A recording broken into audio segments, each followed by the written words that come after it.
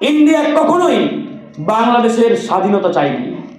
এই বাংলাদেশে আমরা ভিনদেশি কোনো আধিপত্যবাদ, ভিনদেশি কোনো দাবিদারি চাই না। সেটা হোক ইন্ডিয়ান কিংবা পাকিস্তানি কিংবা আমেরিকান কিংবা চাইনা। আমরা বাংলাদেশি জাতীয়তাবাদকে সামনে রেখে বাংলাদেশের স্বাধীনতা সার্বভৌমত্বকে অক্ষুণ্ণ রাখতে আমরা এদেশের জন্য জীবন দিতে প্রস্তুত ইনশাআল্লাহ। এখন প্রশ্নটি হচ্ছে, এই যে 1971 সালে বাংলাদেশকে আমরা স্বাধীন করলাম, আজকে বাংলাদেশের কিছু বুদ্ধিজীবী, আওয়ামী বুদ্ধিজীবী বলে থাকি এদেরকে আমি, এরা বলতে চায় যে ইন্ডিয়া না হলে বাংলাদেশ স্বাধীন হতো না, কিংবা ইন্ডিয়াই বাংলাদেশকে স্বাধীন করে দিয়েছে। এরকম একটা আলোচনা, এরকম একটা তত্ত্ব তারা বাংলাদেশের রাজনীতিতে প্রতিষ্ঠা দীর্ঘ 15টি বছর ধরে করেছে। মানে ইন্ডিয়া না হলে বাংলাদেশ আসতো না, বাংলাদেশের যে নামটি, এই নামটি আসতো না, এটা একমাত্র ইন্ডিয়ার কল্যাণে হয়েছে। এটি পরিষ্কারভাবে একটা মিথ্যাচার, প্রতারণা। ইন্ডিয়া কখনোই বাংলাদেশের স্বাধীনতা চায়নি। ইন্ডিয়া শুধুমাত্র চেয়েছে বাংলাদেশ যাতে পাকিস্তানের কাছ থেকে আলাদা হয়ে যায়, কাট অফ হয়ে যায়। এটাই ছিল ইন্ডিয়ার মুখ্য উদ্দেশ্য। কেন? কারণ ইন্ডিয়ার মেইন শত্রু পাকিস্তান।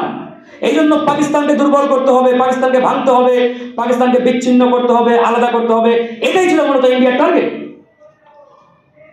এখন আমরা এই ভারতীয় আওয়ামী বুদ্ধিজীবীদের যদি প্রশ্ন করি, এই যে আপনারা বলেন ইন্ডিয়া না হলে বাংলাদেশ স্বাধীন হতো না, এরা যুদ্ধে সহযোগিতা করেছে, এটা করেছে, সেটা করেছে, তাদেরকে আমরা প্রশ্ন করে, আচ্ছা বলেন তো স্বাধীনতা মানে কি, ইন্ডিপেন্ডেন্স মানে কি? তারা বলতে পারে না।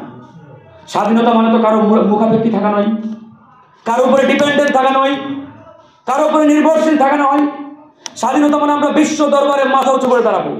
স্বাধীনতা মানে আমরা চোখে চোখ রেখে প্রত্যেকটা দেশের সাথে কথা বলবো, বার্গেনিং করবো। এটাই স্বাধীনতা। ইন্ডিয়া কি এটা চেয়েছিল? ইন্ডিয়া চেয়েছে বাংলাদেশ পাকিস্তান থেকে আলাদা হোক, তবে ইন্ডিয়া যাতে সারা জীবন, বাংলাদেশ যাতে সারা জীবন ইন্ডিয়ার উপরে ডিপেন্ডেন্ট থাকে, নির্ভরশীল থাকে, মুখাপেক্ষী থাকে, এটাই হোক। তো এটার মানে তো স্বাধীনতা না ভাই। আমি আপনাকে বলছি আপনি স্বাধীন হয়ে যান, তবে আমার উপরে নির্ভরশীল থাকেন। এটার মানে কি স্বাধীনতা? মানে এরা বলে আমরা স্বাধীন হোক বা স্বাধীন হই, আবার তাদের উপরে ডিপেন্ডেন্ট থাকি, নির্ভরশীল থাকি। তো এটা কিসের স্বাধীনতা? এই স্বাধীনতার আমদানি কোত্থেকে? এই বিষয়গুলো আমাদের বলতে হবে। স্বাধীনতা মানে এটা নয়।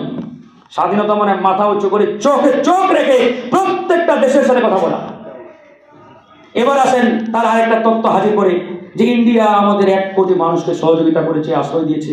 হ্যাঁ, দিয়েছে, কিন্তু ইন্ডিয়া বাংলাদেশের নাগরিক হিসাবে ওই 1 কোটি মানুষকে আশ্রয় দেয় নাই, দিয়েছে রিফিউজি হিসাবে, উদ্বাস্তু হিসাবে।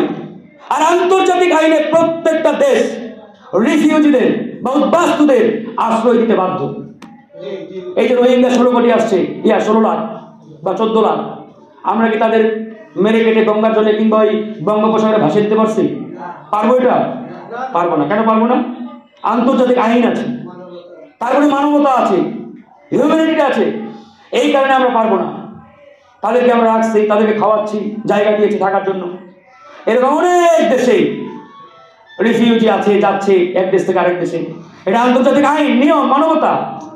সুতরাং ইন্ডিয়া সেই মানবতার জায়গা থেকে, সেই আন্তর্জাতিক রিফিউজি আইনের জায়গা থেকে আমাদের 1 কোটি মানুষকে আশ্রয় দিয়েছে। এর বাইরে অন্য কিছু নয়। বাংলাদেশের নাগরিক হিসাবে একটা মানুষকে ইন্ডিয়া আশ্রয় দেয়নি।